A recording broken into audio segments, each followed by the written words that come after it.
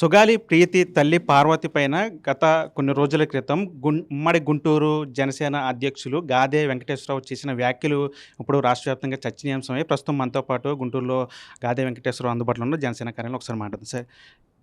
కొన్ని రోజుల క్రితం సుగాలి ప్రీతి తల్లి పార్వతి మీద కొన్ని ఘాటు వ్యాఖ్యలు చేశారు. ఎందుకు చేయాల్సి వచ్చింది ఆ వ్యాఖ్యలు? మేము ఎప్పుడు ఘాటు వ్యాఖ్యలు చేయలేదండి. మేము వాస్తవం మాట్లాడాం. ఇప్పుడు ఆమె మా నాయకుడిని, మా పార్టీని కించపరిచే విధంగా, మమ్మల్ని ఏదో బ్లేమ్ చేసే విధంగా మీడియా ముందుకు వచ్చి, అది ప్లస్ ఎవరైతే గతంలో ఒకసారి ప్రభుత్వంలో చేసి అధికారం చెలాయించి ఇవాళ ప్రతిపక్షం కూడా లేకుండా ప్రతిపక్షం కావాలని కూర్చుంటున్న వాళ్ళ పంకన చేరి మాట్లాడిన తర్వాత మేము రియాక్ట్ అవ్వాలి కదా. మేము రాజకీయ పార్టీ కదా. మమ్మల్ని ఊరిని బ్లేమ్ చేస్తే చూస్తూ ఉండలేం కదా. కాదు, అది మీరు మాట్లాడేది కరెక్ట్ కదని చెప్పాము, అంతేగాని ఆమె మీద ఏదో ఘాటు వ్యాఖ్యలు చేయాల్సిన అవసరం మాకు లేదు. మాకు మా ప్రాంతవాసి కాదు, మాకు తెలిసిన ఆమె కాదు. ఆమెకు అన్యాయం జరిగిందని మా ఆఫీస్ తలుపు తట్టింది. ఎస్, న్యాయం చేద్దామని చెప్పేసి మా నాయకుడు ఆయన రోజున చెప్పాడు ఆమెకి. దాని ప్రకారంగానే అక్కడికి వెళ్ళాడు, మాట్లాడాడు, చేశాడు. ఇవాళ వచ్చేసి మళ్ళీ తిరిగి మమ్మల్ని ఏదో బ్లేమ్ చేస్తుంటే ఇది కరెక్ట్ కాదు కదా. అది కరెక్ట్ కాదని మాత్రం చెప్పాం, కానీ మేమేదో ఆమె మీద కించపరచడం, ఆమె మీద ఘాటు వ్యాఖ్యలు చేయడం అనేది ఇట్స్ కరెక్ట్ కాదు. కొంతమంది ఏదో వక్రీకరించేదో యూట్యూబ్లో వస్తున్నారంట. దయచేసి చెప్తున్నాను, మీరు వక్రీకరించి మమ్మల్ని ఏదో చేయాలనుకుంటే ఇక్కడ భయపడే వాళ్ళం కాదు. బేసిక్గా ఉన్నది ఉన్నట్టు మాట్లాడతామన్నది మా నైజం. మేము మాట్లాడిన దాంట్లో మీరు ఏమైనా తప్పించితే రాండి, నా ముందుకు రండి, నేను చెప్తాను ఏంటనేది. అంతేగాని ఎక్కడో కూర్చుని ఏసీ రూముల్లో లైట్లు వేసుకుని స్టూడియో పెట్టుకుని యూట్యూబ్ వ్యూస్ కోసం నా మీద చేస్తే గాదే వెంకటేశ్వరరావు ఇక్కడ ప్రభుత్వంలో వాళ్ళ కుటుంబానికి అంటే జనసేన పోరాటాల వల్లే ఏదైతే వాళ్ళకి ఉద్యోగాలు కావచ్చు, లేదంటే స్థలాలు కావచ్చు, అన్నీ కూడా వచ్చిన బెనిఫిట్స్ వచ్చాయి. వాటన్నిటిని వెనక్కి ఇచ్చేస్తారా అని ఇప్పుడు మీరు అడిగారు. అదేవిధంగా ఆ కులాన్ని కూడా ప్రస్తావించిన పరిస్థితి. ఎందుకు అన్నీ ప్రస్తావించాల్సి వచ్చింది? నేను వెనక్కి ఇచ్చేస్తారని నేను మాట్లాడలేదు. ఒకసారి చూసుకోమండి మాట్లాడే పెద్ద మనుషులందరినీ. నేనేం మాట్లాడాను? నాకు అన్యాయం జరిగింది, నాకు న్యాయం జరగట్లేదు అని మా మీద కామెంట్స్ చేసిన తర్వాత నేనేం చెప్పాను? మీరు నిజంగా మీ కూతురు పట్ల కనుక న్యాయం జరగలేదనే భావన ఉంటే ఆ రోజునే మీరు నాకు ప్రభుత్వం ఇచ్చేటటువంటి సహాయం అవసరం లేదు. నాకు ఫస్ట్ నా కూతురికి న్యాయం చేయండి, నా కూతురికి ఇది ఈ రకంగా అన్యాయం జరిగిందని చెప్పమని చెప్పాను నేను. అంతకని తీసుకునే ఇచ్చామని నేను ఎక్కడ అనలేదు. ఒకసారి రివైజ్ చేసుకోమని ఈ పెద్ద మనుషులందరినీ, మాట్లాడే వాళ్ళందరినీ కూడా నేను మాట్లాడే మాట అది. నీకు నిజంగా ఇవాళ వచ్చి మళ్ళా తీసుకున్న తర్వాత మాట్లాడుతున్నావు నువ్వు. ఆ రోజున ఎందుకు నువ్వు గట్టిగా అడగాలి కదా ప్రభుత్వాన్ని. ఆ రోజున ఇస్తున్నప్పుడు నువ్వు డబ్బులు ఎందుకు తీసుకున్నావు, మీ భర్త గారికి ఎందుకు ఉద్యోగం తీసుకున్నావు అని అడిగాను నేను. అంతకని వెనక్కి ఇచ్చామనలేదు. మేము వెనక్కి ఇచ్చామంటాం వేరు, తీసుకున్నప్పుడు ఎందుకు దాన్ని ప్రెజర్ చేయలేదు దాని మీద. నాకు అసలు ఇవన్నీ కాదండి, నా కూతురు చనిపోయింది, నా కూతురు న్యాయం చేయండి అనే మాట ఎందుకు మాట్లాడదని చెప్పాను, కానీ రిటర్న్ చేయమని అడగలేదు. ఇంకోటి కుల ప్రస్తావన ఎందుకు వచ్చిందంటే, మా గిరిజనుల ఓట్లు మీకు కావాలా, మా గిరిజనుల ఓట్ల కోసం మీరు ప్రయత్నం చేశారని చెప్పి పవన్ కళ్యాణ్ గారిని క్రిటిసైజ్ చేసినప్పుడు నాకు తెలిసింది ఆమె గిరిజనురాలు కాదు. అందుకని మాట్లాడు, నువ్వు గిరిజనురాలు కాదట, నీ కులం వేరట, మేము గిరిజనులకు ఏమి చేస్తున్నామనేది ఒకసారి తెలుసుకో. స్వతంత్ర భారతంలో స్వతంత్రం వచ్చిన తర్వాత ఇంతవరకు అటు మనం వైజాగ్ కానీ ఇటు చూస్తే కానీ ఎక్కడా కూడా ఆ తండాల వైపు కానీ ఆ మన్యంలో ఉన్నటువంటి గిరిజనుల దగ్గర కానీ వెళ్ళినటువంటి నాయకుడు లేడు. ఇవాళ పవన్ కళ్యాణ్ గారు ఈ శాఖ తీసుకున్న తర్వాత అక్కడ ఉన్నటువంటి డోలీల నుంచి వాళ్ళని రక్షించి అంబులెన్స్ వెళ్ళే విధంగా రోడ్లు వేపించి గిరిజనుల పట్ల ఏ రకంగా పరిపాలన చేస్తున్నా కళ్ళు తెరిచి చూడు అని చెప్పాను నేను. ఆ భావనలో చెప్పాను, కానీ ఆమె కులంతో నాకేం పని, ఆమె ఏ కులం అయితే నాకెందుకు అసలు. కాకపోతే ఆమె అయితే ఎస్టీ కాదనే విషయం తెలిసింది కాబట్టి నేను చెప్పాను, ప్రజలకు తెలియాలి కదా, అందుకని చెప్పాను నేను. అంటే గత ప్రభుత్వంలో ఇచ్చినటువంటి ఆ బెనిఫిట్స్తో పాటు అప్పుడు కేసును కూడా సిబిఐకి అప్పగించారు. అంటే సిబిఐ తర్వాత దాంట్లో ముందుకెళ్ళలేదు.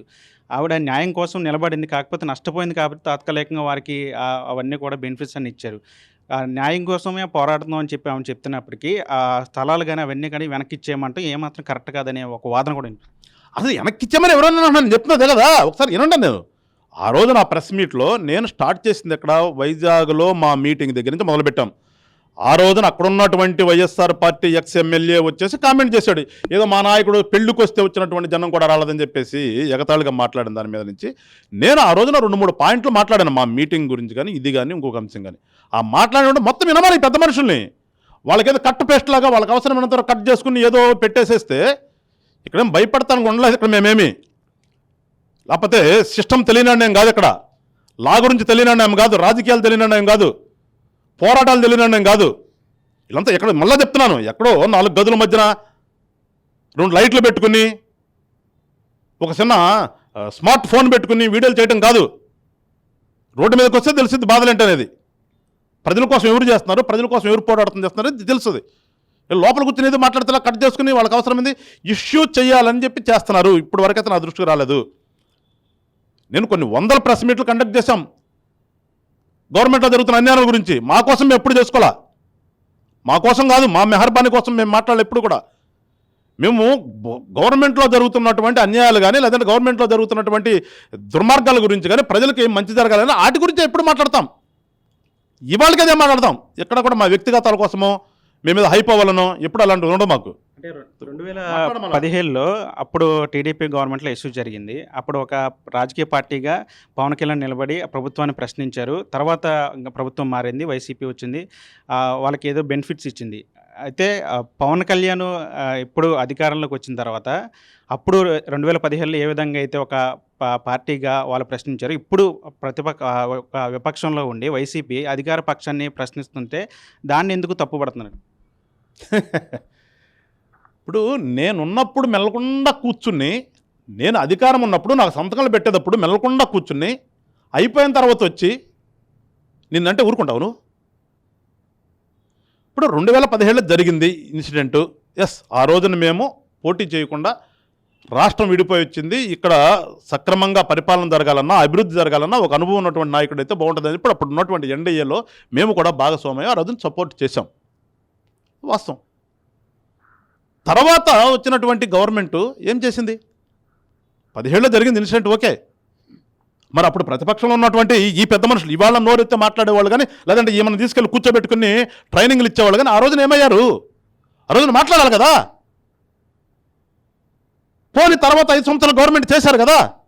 5 సంవత్సరాలు గవర్నమెంట్ చేసిన పాలనలో ఏం చేశారు? ఎవడు ఆపాడు రీఇన్వెస్టిగేషన్ చేయడం? మిమ్మల్ని ఉంది కదా చట్టం ప్రకారం, మీరు రీఇన్వెస్టిగేషన్ చేయొచ్చు కదా. మీరు మెల్లకుండా కూర్చుని సిబిఐకి ఇచ్చామన్నారు. సిబిఐ ఎందుకు వెళ్ళలేదు? మరి జీవో ఇచ్చామన్నారు, అడగాలి కదా. మెల్లకుండా కూర్చున్నారు కదా, మేము వద్దని చెప్పామా?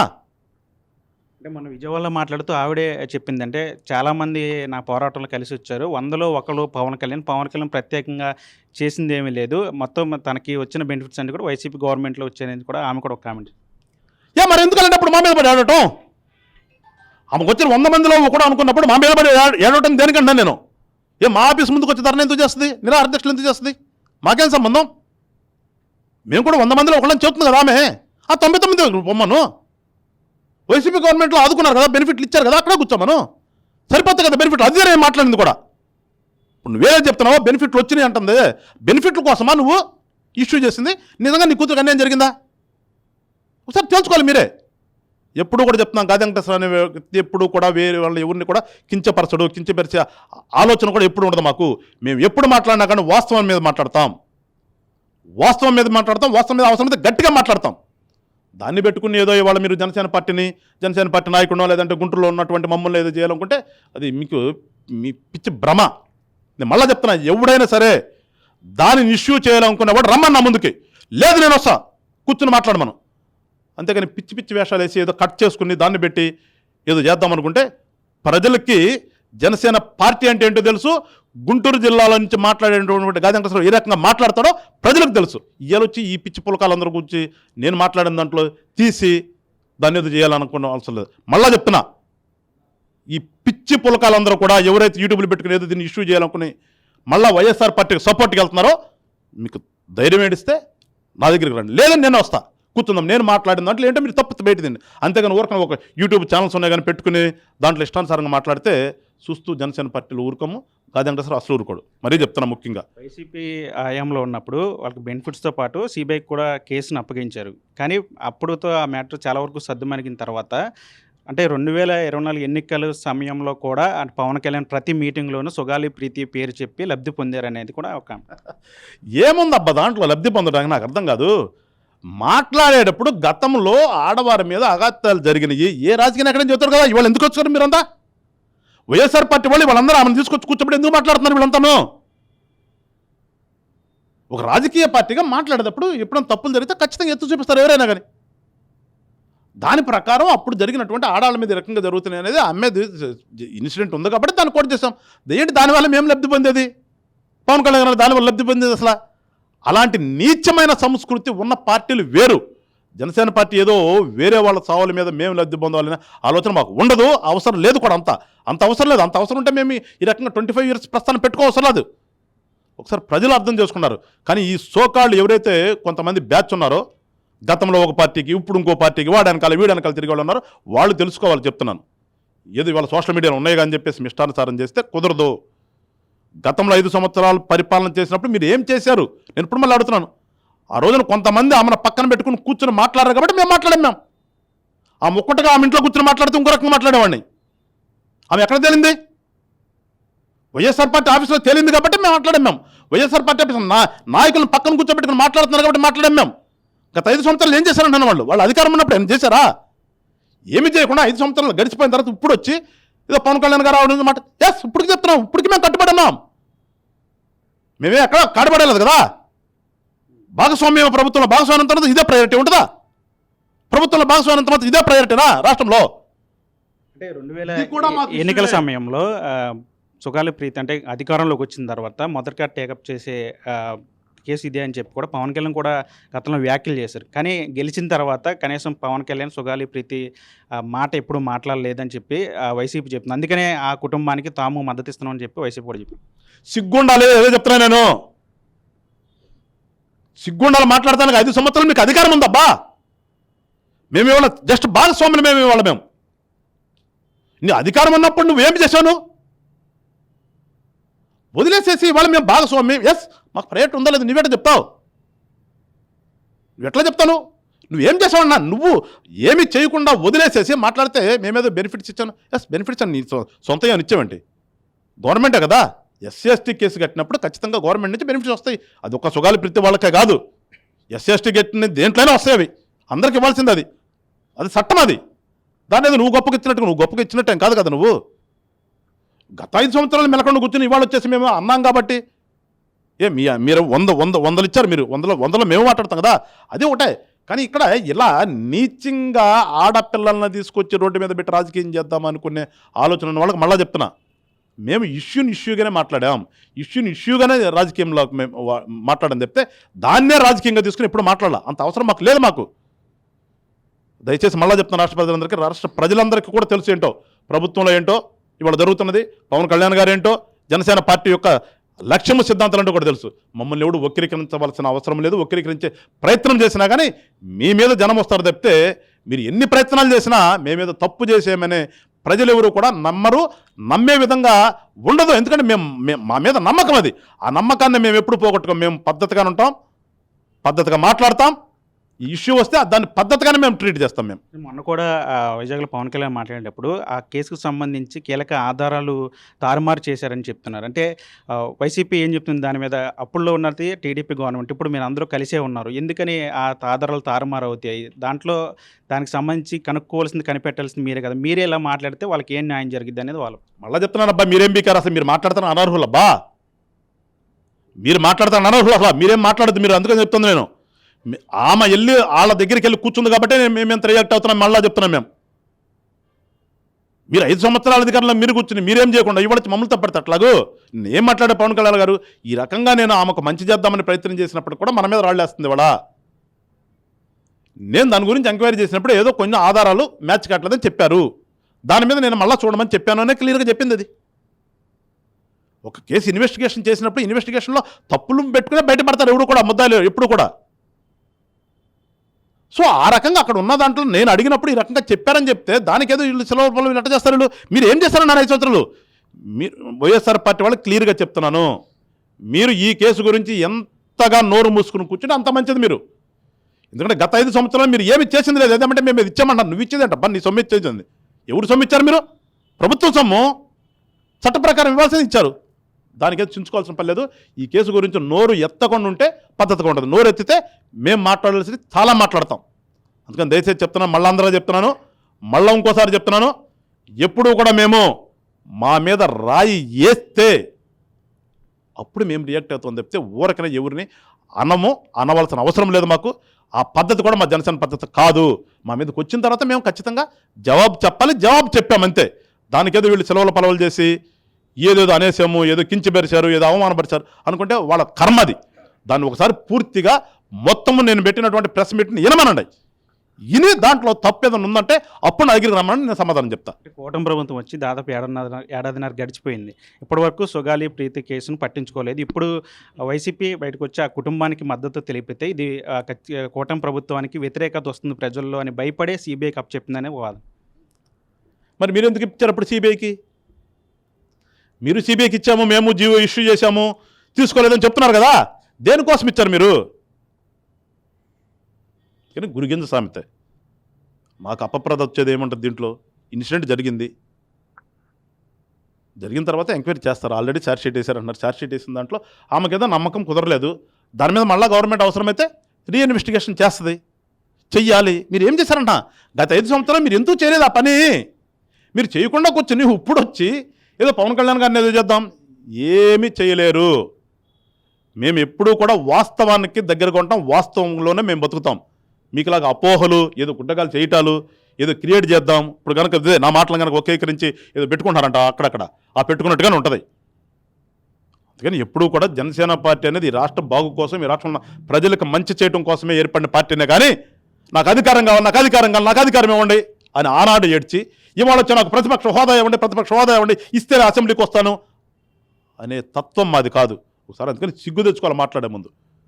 జనసేన పార్టీ మీద ఏదో గుడ్డగాలు చేద్దామంటే అది బూమ్రాంగ్ అవుతుంది, ఆకాశం మీద ఉమ్మేసినట్టు అని చెప్పి మరొకసారి చెప్తూ, ఖచ్చితంగా ఎప్పుడు కూడా మేము ప్రజల పక్షాన ఉంటాం, ప్రజల కోసమే మాట్లాడతాం, ప్రజల కోసమే, ప్రజల అభివృద్ధి కోసం, రాష్ట్ర అభివృద్ధి కోసం, ప్రజల శ్రేయస్సు కోసమే జనసేన పార్టీ అనేది రాష్ట్రంలో ఉందని చెప్పి తెలుసుకోవాలి ప్రజలందరూ. ఫైనల్గా చెప్పండి, అంటే ఈ విషయం మీద మొన్న పవన్ కళ్యాణ్ మాటతో ఆయన కూడా చాలా హుందాగా మాట్లాడిన పరిస్థితి. అంటే రాష్ట్రంలో ఏ జనసేన నాయకుడు స్పందించలేదు ఈ వ్యవహారం మీద, కానీ ఒక గాదే వెంకటేశ్వరరావు ఎందుకు అంత ఘాటుగా స్పందించారు? అంటే అధినేత మెప్పు కోసమే అనుకోవచ్చా? కొన్ని వందల ప్రెస్ మీట్లు నేను జిల్లా అధ్యక్షుడు అనేది పెట్టుంటాను. నేను ఇప్పుడు మాట్లాడుతున్నాను, ఏముంది దీంట్లో ఘాటు? అవతలవాడు మమ్మల్ని తప్పుగా మాట్లాడినప్పుడు మాట్లాడతాం, రియాక్షను. అంటే ఒకటి మెల్లిగా ఉంటుంది గొంతు, ఒకటి కొంచెం పెద్దగా ఉంటుంది గొంతు, కొంచెం గంభీరంగా ఉంటుంది. మేబీ నా గొంతు కొంచెం గంభీరంగా ఉండొచ్చు. దీంట్లో ఘాటు ఏం లేదు, మెప్పు పొందాల్సిన అవసరం ఏం లేదు నాకు. ఎవరు మెప్పు కోసం కాదంటే అసలు రాజకీయాలకు రాలా. 20 సంవత్సరాలు అడ్వకేట్గా ప్రాక్టీస్ చేశా, 3 సంవత్సరాలు పబ్లిక్ ప్రాసిక్యూటర్గా చేశాను. ఒక మార్పు చేద్దాం రాజకీయాలు అని చెప్పేసి ఒక స్లోగన్తో పవన్ కళ్యాణ్ గారు వస్తే మేము కూడా రాజకీయాల ద్వారా మనుషులకి ఏమన్నా మంచి చేయొచ్చు అనే ఒక ఆలోచనతో వచ్చాం. కానీ ఇక్కడైతే మెప్పు పొంది పదవుల కోసమో ఎప్పుడు కూడా గాజెంకటేశ్వరరావు అరుల్ దాసలా గాజెంకటేశ్వరరావుకి పదవులు అనేది చాలా లీస్ట్. ఎప్పుడు ప్రజల పక్షాన్ని మాట్లాడదామని ఆలోచనతో వచ్చాం, ప్రజల పక్షాన్ని ఉంటాం. ఎక్కడైనా జరిగినా ఆ రోజున ఇంతకు మించి మాట్లాడాం. వైఎస్ఆర్ ప్రభుత్వం ఉన్నప్పుడు 18లో తెలుగుదేశంలో నుంచి బయటకు వచ్చిన తర్వాత అంతకు మించి మాట్లాడాను. 18లో కూడా నా మీద కేసులు ఇప్పటికేను. ఆనాడు తెలుగుదేశం ప్రభుత్వం ఉన్నప్పుడు కేసులు ఉన్నాయి, మొన్న వైఎస్ఆర్ పార్టీ వచ్చిన తర్వాత కేసులు ఉన్నాయి. ఇదే మెప్పు కోసం కాదు, ప్రజల కోసం ఏమంటే గవర్నమెంట్ పెట్టింది, ఎవరు ప్రైవేట్ కేసులు కూడా కాదు, ఇవన్నీ గవర్నమెంట్ పెట్టిన కేసులు ఇవన్నీ నేను చెప్తుంది. అందుకని ఎప్పుడు ఎవరు మెప్పు కోసం గాజెంకటేశ్వరరావు పనిచేయడు. అక్కడ కూడా గాజెంకటేశ్వరరావుకి ఏది తోస్తే, ఏది మంచి అనుకుంటాడో మాట్లాడతాం, చెడు ఎక్కడ జరిగిందో చెడుని వ్యతిరేకించాలనుకుంటే చెడుని వ్యతిరేకిస్తూ మాట్లాడతాను. అంతేగాని ఒకళ్ళ మెప్పు కోసం ఎప్పుడు కూడా పనిచేయదు. మహిళగా ఆమె వికలాంగులు మహిళను కూడా చూడకుండా కించపరిచే విధంగా మాట్లాడంటూ మహిళా సంఘాలు కూడా ఇప్పుడు నిరసనలు చేస్తున్నాయి. పార్టీ ఏమన్నా దానికి సంబంధించి వివరణ ఎందుకు అట్లా మాట్లాడని వివరణ కోరుతున్నాను. నేను మాట్లాడిన దాంట్లో తప్పు అంటే ఏదో రిపోర్టర్గా నువ్వు పాయింట్అవుట్ చేసి చెప్పు నాకు, వాళ్ళు ఎవరో చేస్తున్నారని చెప్పడం కదా, మీరు తప్పు మాట్లాడారని నువ్వు చెప్పు. నువ్వు ఇన్నొచ్చి ఉంటావు కదా, నువ్వు ఇప్పుడు నా దగ్గరికి వచ్చావంటే నువ్వు నేను నా ప్రెస్ మీట్ మొత్తం ఇనే వచ్చి ఉంటావు. ఇన్న దాంట్లో నేను తప్పు మాట్లాడింది అంటే ఒకటి పాయింట్అవుట్ చేసి చెప్పు, నేను సమాధానం చెప్తాను. అందుకని ఏ మహిళా సంఘాలు తీసుకొస్తారు, ఏముంది వాళ్ళకి? వైఎస్ఆర్ పార్టీ వెనకేసుకుంది కదా, ఆమెను వస్తున్నారు కదా, ఇప్పుడు తీసుకొచ్చి ఆఫీస్లో కూర్చోబెట్టిన తర్వాత వస్తారు, రారు, వచ్చినప్పుడు సమాధానం చెప్తాం మేము ఖచ్చితంగా. ఎప్పుడు కూడా పొరలదు. అసలు మా పార్టీ సిద్ధాంతం అబ్బా, ఇవాళ మా పార్టీలో ఇంతమంది వీర మహిళలు మాకు వస్తున్నారంటే ఒక నమ్మకంతో వస్తున్నారు. మేము కించిపరిచేవాళ్ళు ఎందుకు వస్తారు?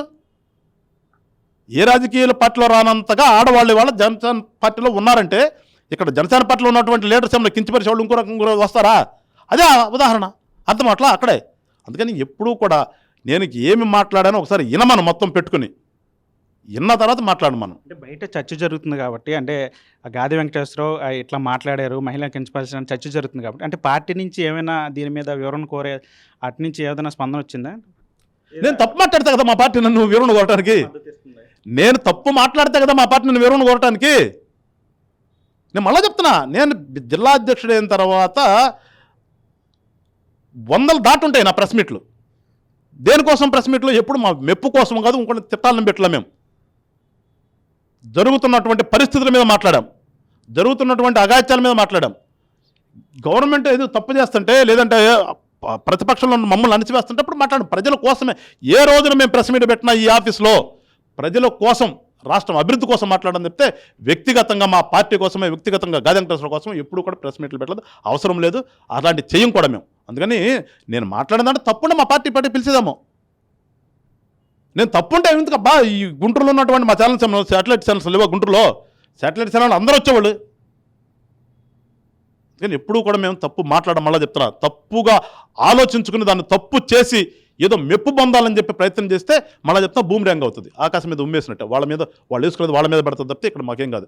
ఎప్పుడూ కూడా జనసేన పార్టీలో తప్పు దొరలదు, అది రాష్ట్ర ప్రజలకు తెలుసు అని చెప్పి దాని గురించి మేము పెద్ద మాట్లాడుతుంది. ఫైనల్గా చెప్పండి, అంటే సుగాలి ప్రీతి కేసు విషయంలో జనసేన స్టాండ్ ఏంటి? కూటమి ప్రభుత్వం ఆ కుటుంబానికి న్యాయం జరిగే వరకు న్యాయం చేస్తుందని బయట చర్చ, అంటే ఖచ్చితంగా న్యాయం చేస్తుందా కూటమి ప్రభుత్వం? జనసేన దానికి కమిట్మెంట్ అయ్యే ఉందా? ఇప్పుడు అసలు న్యాయం అంటే ఏంటనేది ఆమె రేపు జరిగేటటువంటి ఇన్వెస్టిగేషన్ జరిగితే అక్కడికి వెళ్ళి చెప్పాలి. ఇన్సిడెంట్ జరిగిన తర్వాత నాకు న్యాయమని ఇన్ని సంవత్సరాల నుంచి మాట్లాడుతుందంటే ఏంటి న్యాయం అనేది, ఇప్పుడు మేము మాకు ఉన్నటువంటి ఇన్ఫర్మేషన్ ప్రకారం మా మీద బురద వెళ్ళింది కాబట్టి మాట్లాడాను. నేను ఆల్రెడీ సిబిఐకి నిన్న క్యాబినెట్లో సిబిఐ కూడా ఇచ్చినట్టుగా చూసాం మనం. సో సిబిఐ వస్తుంది, తెలుస్తుంది. తెలిసిన తర్వాత న్యాయం ఏంటో అన్యాయం ఏంటో అప్పుడు మాట్లాడదాం.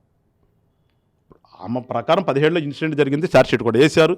గవర్నమెంట్ నుంచి మా నాయకుడు వచ్చి కర్నూలు మాట్లాడిన తర్వాత ఏమైనా ఇచ్చారన్నారు. అప్పుడు దాకా ఎందుకు ఆగింది? సరే తెలుగుదేశం ఎందుకు ఆగిందో, లేదంటే వైఎస్ఆర్ ప్రభుత్వం 19లో వచ్చింది కదా, వచ్చిన తర్వాత 22 దాకా ఎందుకు ఆగారో వాళ్ళ తెలియాలి. వాళ్ళకి మేము ఆమెకు న్యాయం జరగాలనే మాట్లాడాం. ఇవాళ కూడా నేను వాటి గురించి ఎందుకు ప్రస్తావన ఎత్తానంటే, మా మీద మేము మంచి చేద్దామని పోతే మా మీద ఏదో రివర్స్గా వైఎస్ఆర్ పార్టీ వాళ్ళతో కుమ్మక్కయ్యి వాళ్ళకు ఏదంటే మేము వాళ్ళకి ఏదో చెయ్యాలనే ఒక ఆలోచనతో వాళ్ళ ట్రాప్లో పడి వచ్చి మమ్మల్ని మాట్లాడింది కాబట్టి మేము మాట్లాడుతున్నాం. మళ్ళీ చెప్తున్నా, మేము నీకు మంచి చేద్దామని ఎదురుకు వచ్చినప్పుడు నువ్వే నాకు ఎదురు మాట్లాడినప్పుడు చూస్తూ ఊరుకుంటామా? అంటే మహిళగా ఆవిడ ఒక్కడే పోరాటం చేయలేదు, ఏదో ఒక రాజకీయ పార్టీ అండ కావాలి. ఇక్కడ జనసేన పార్టీలో మాకు జెండర్తో పని కాదు. అన్యాయం అంటే మగవాడు జరిగిన అన్యాయమే, ఆడవాళ్ళ జరిగిన అన్యాయమే. మగవాడు మాట్లాడినదే, ఆడవాళ్ళు మాట్లాడినదే. అన్యాయం అంటే అందరికీ ఒకటే. జెండర్ ప్రకారంగా ఎప్పుడు తీసుకోకూడదు. ఎప్పుడు కొన్ని విషయాలు ఆమె సుగాలి ప్రీతి గారు చనిపోయారు, ఆమె తల్లి పార్వతి, ఆమె తండ్రి కూడా ఉన్నాడు. తల్లిదండ్రులు ఇద్దరు కలిసి వస్తారు కదా. ఇక్కడ మీరు ఎందుకు పాయింట్ అవుట్ చేస్తారు? ఏదో ఆడ మనిషి కాదు కదా. ఆమె కూతురు కాబట్టి తల్లిదండ్రులు ఇద్దరు పోరాటం చేస్తుంటారు. అందుకే తండ్రికి ఉద్యోగం ఇచ్చింది. అందుకే ఆమె మాట్లాడిందని మేము మాట్లాడతా, మా మీద బ్లేమ్ చేస్తుంది కాబట్టి మాట్లాడాం. మేము మమ్మల్ని బ్లేమ్ చేయొద్దు అంటున్నా. మేము నీకు సపోర్ట్ చేసిన తర్వాత నీకేస అనేది ప్రపంచానికి తెలిసింది అసలు. లేకపోతే ఆమె చెప్పినట్టుగానే 100 మంది నాకు సహాయం చేశారు, 100లో ఒకడు ఉన్నట్టుగానే 100 కేసులు జరుగుతున్నాయి అలాంటివి ఇక్కడ రాష్ట్రంలో. జరగట్లేదా దేశంలో? అంతే ఉంటుంది. మాటకు మాట మేము చెప్పగలం, మాటకు మాట చెప్పగలం, ప్రతిదాన్ని ఇష్యూ చేయగలం మేము కూడా. కానీ మేము ఇష్యూ చెయ్యం. మేము ఉన్న వాస్తవాన్నే ప్రజలకు వివరించేటట్టు చేస్తాం. వాస్తవం గురించే మాట్లాడతాం. వాస్తవం మాట్లాడితే అంటారే, ఎప్పుడు కూడా వాస్తవం మాట్లాడితే ఎదుటికి విరుద్ధంగా ఉంటుందని. వాస్తవం ఎప్పుడు జీర్ణించుకోలేరు. అందుకని ఎప్పుడు కూడా వాస్తవాన్ని జీర్ణించుకుంటే అలవాటు పడితే ఉండదు. ఎప్పుడు అబద్ధాలు పెట్టే బ్యాచ్ దగ్గరికి వెళ్ళి నువ్వు కూర్చుంటే అబద్ధంగానే ఉంటుంది నీకు ఇవాళ. అందుకని ఎప్పుడు జనసేన పార్టీలో మళ్ళీ చెప్తున్నా, మమ్మల్ని ఎవరన్నా బ్లేమ్ చేయాలని చూస్తూ ఊరుకోం. ఒక గాదె వెంకటేశ్వర ఎందుకు మాట్లాడంటే, మొదటి నుంచి మా పట్ల మాకు ఉన్నటువంటి మా జిల్లా గుంటూరు జిల్లా రాజకీయంగా చైతన్యం ఉన్నటువంటి జిల్లా. పార్టీలో ఏ ఇష్యూ జరిగినా, పార్టీ మీద జరిగినా, గవర్నమెంట్ జరిగినా మేము మాట్లాడతాం. జిల్లా అధ్యక్షుడు ఉన్నాను కాబట్టి నాకు ఒక బాధ్యత ఇచ్చారు మా పవన్ కళ్యాణ్ గారు. దాని ప్రకారం ప్రజల కోసం పోరాటమని చెప్పారు. నేను ప్రజల కోసమో రాష్ట్రం కోసం పోరాడుతుందని చెప్తే ఇక్కడ వ్యక్తిగతం కోసం ఎవరు ఆయన వ్యక్తిగతం కోసం నా వ్యక్తిగతం ఎప్పుడు మాట్లాడాం. మేము అవసరం కూడా లేదు. మాకు ఎప్పుడు మాట్లాడా చాలా చేసాం పోరాటాలు. ఆ పోరాటాలు అప్పుడు ఏమైపోయారు వీళ్ళంతా? ఇలా మాట్లాడే పిచ్చిన వాళ్ళందరూ కూడా అప్పుడు కూడా అవి కూడా చూడాలి ఒకసారి. గాదె వెంకటేశ్వర నైజం ఏంటి, గాదె వెంకటేశ్వర ఎట్లా మాట్లాడతాడో, ఏం చేస్తాడో అనేది ఒకసారి తెలుసుకోవాలి. అందుకని మళ్ళీ చెప్తున్నా, మొత్తం ప్రెస్ మీట్ వినండి. దాంట్లో ఏదన్నా నేను మాట్లాడిన దాంట్లో తప్పు ఉందంటే రమ్మన్న దగ్గరికి, లేదు రమ్మని నేను వస్తా. అంతేగాని దాన్ని ఏదో చిలవల పలవలు చేసి దాని మీద ఏదో చేయాలి, ఇష్యూ చేయాలని చూస్తే చేసుకోమను. దాన్ని పట్టించుకునే తత్వం కూడా లేదు నాకు. ఒకసారి వన్స్ నేను మాట్లాడాలంటే మళ్ళీ నేనేం మాట్లాడాలి వెనక్కి తిరిగి కూడా చూసుకోవాలి. ఎందుకంటే నా మీద నాకు నమ్మకం ఉంటుంది. నేను ఎప్పుడు తప్పు మాట్లాడినది. అందుకని నేను మాట్లాడిన దాన్ని మళ్ళీ వెనక్కి నేను రిపీట్ చేసుకుని కూడా ఎప్పుడు చూసుకునే నైజం కూడా నాకు లేదు. మళ్ళీ చెప్తున్నాను, నేను మాట్లాడిన దాంట్లో తప్పు ఉందని ఇవ్వడనంటే ఆ పాయింట్ అవుట్ చేస్తే రాండి ఇక్కడికి, నేను చెప్తా సమాధానం. అంతేగాని దీన్నేదో కాదు, ఉన్నదాన్ని ఇష్యూని ఆమెకి ఏం న్యాయం చేయాలని ఆలోచన చేయమని. వీళ్ళు వచ్చేవాళ్ళు కూడా ఆమెకి ఏం న్యాయం చేస్తారు చేయమని యదవలందరినీ కూడా. అంతేనా? గజేంద్ర సార్ తప్పు మాట్లాడి దీన్ని పెట్టుకుని ఊగటం కాదు. ఎస్, నేను తప్పు మాట్లాడని మీరు భావించినాక ఆమెకు న్యాయం చేయండి. మీరు ఇది తీసుకుని పోతుంది దానికి జరగాల్సిన ఆమె కదా న్యాయమో. నేను తప్పు మాట్లాడాను దీని మీద కదా చేయాల్సింది మీరు. అందుకని ఒక్కసారి మనం సమాజంలో ఉన్నప్పుడు యూట్యూబ్ ఛానల్స్ పెట్టుకునో లేదంటే శాటిలైట్ ఛానల్స్ పెట్టుకునో పేపర్లు పెట్టుకున్నప్పుడు ఆమెకు న్యాయం చేయండి. నేను తప్పు మాట్లాడాను కూడా వదిలేసండి, నా తప్పు కాదు, ఇష్యూ కాదు కదా అది. దానివల్ల ఆమెకేం లాభం కుదరదుగా. అనుకుందాం కాసేపు నేను తప్పే మాట్లాడానని. నేను తప్పు మాట్లాడిన దానివల్ల మీరు మాట్లాడితే, మీరు దాన్ని ఇష్యూ చేస్తే ఆమెకేమన్నా న్యాయం జరుగుతుందా? వదిలేండి, కాదండి అట్లా మాట్లాడతా తప్పు మాట్లాడడం వదిలేస్తే మీరు ఆమెకు న్యాయం చేస్తే ప్రయత్నం చేయండి మీరు. అంతేగాని నన్ను పట్టుకుని ఊగితే ఏమీ రాదు. ఇది మొత్తంగా గుంటూరు ఉమ్మడి జిల్లా జనసేన అధ్యక్షులు గాదే వెంకటేశ్వరరావు చెప్తున్నారు. ఏదైతే తాను మాట్లాడిన మాటలను వాటిని కొంతమంది వక్రీకరించి కావాలని దుష్ప్రచారం చేస్తున్నారు. మొదటి నుంచి కూడా సుగాలి ప్రీతి కేసు విషయంలో జనసేన కట్టుబడే ఉంది. ఇప్పుడు కూటమి ప్రభుత్వం కూడా ఈ కేసుకు సంబంధించి సిబిఐ కూడా అప్పగించింది. ఏది న్యాయమో అన్యాయమో ఖచ్చితంగా సిబిఐకి సంబంధించిన విచారణలో తేలుతుంది. కానీ కొంతమంది కావాలని పక్కదోవ పట్టించే ప్రయత్నం చేస్తున్నారు. అంటే కొన్ని పార్టీల చెంత చేరి పోరాటాలు చేయడం వల్ల న్యాయం జరగదు. ఏదైతే ముందు నుంచి కట్టుబడి ఉన్నటువంటి పార్టీలు ఖచ్చితంగా కూటమి ప్రభుత్వం సుగాలి ప్రీతికి సంబంధించి వాళ్ళ కుటుంబానికి న్యాయం చేస్తుంది. ఇట్లాంటి వ్యాఖ్యలను పట్టించుకోవాల్సిన అవసరం లేదని చెప్పి ఆయన కూడా చెప్తున్న పరిస్థితి. సిద్ధుతో మన ఆర్టీవీ గుంటూరు నుంచి. తెలుగులో న్యూస్ కి ఫాస్టెస్ట్ యాప్ ఇప్పుడు టోటల్లీ న్యూ అవతార్లో జస్ట్ 5 seconds లో కంప్లీట్ న్యూస్. సోషల్ మీడియాలో ట్రెండ్స్ కి one stop solution. Live TV app voice search option తో ఇప్పుడే డౌన్లోడ్ చేయండి లేదా అప్డేట్ అయిపోండి. యాప్ లింక్ డిస్క్రిప్షన్ లో ఉంది.